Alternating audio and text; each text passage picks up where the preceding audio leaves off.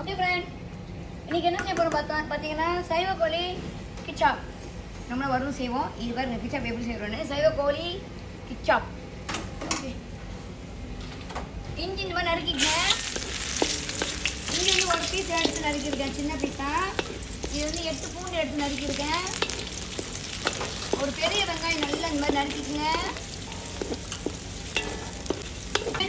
ஒரு டைம் மிளகா எடுத்து நான் வெட்டிக்கிட்டேன், சின்னதாக வெட்டிக்கங்க.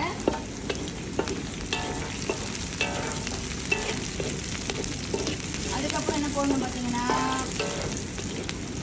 சைவ பொடியை லைட்டாக போட்டுக்கங்க. ரொம்ப போட்டுச்சிங்கன்னா கிராஸ் ஆயிரும். சைவ பொடி போட்டுக்கங்க. இது 1/2 கிலோ சைவ பொடி.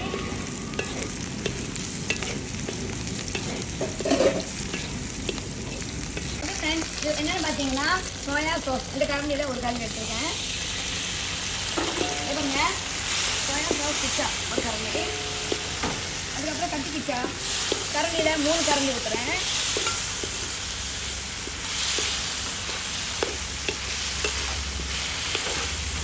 ஒரு பால் மல்லி சின்ன பால், ஒரு பால் வெங்காயத்தாள்.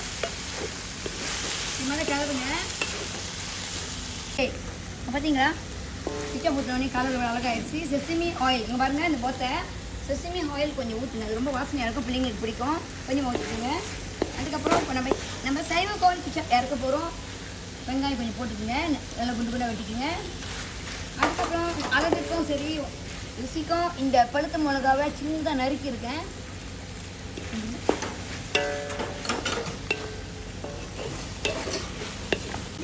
இப்போ நம்ம இது பார்த்தீங்கன்னா கொஞ்சம் உப்பு போடணும். கொஞ்சமாக போட்டுக்குங்க. கொஞ்சமாக உப்பு ஒரு சின்ன ஸ்பூனில் எடுத்து கொஞ்சமாக போட்டுக்குங்க. நல்லா கிண்டுங்க. இப்போ நம்ம வந்து சைவ கோழி கிச்சாப் இறக்க போகிறோம். ஒரு பால் கருப்பில் போட்டு நீங்கள் இறக்கிட்டு வெறும் சோறு சாப்பிடணும், ருசியாக இருக்கும். கறி கூட இல்லைனாலும் பரவாயில்ல.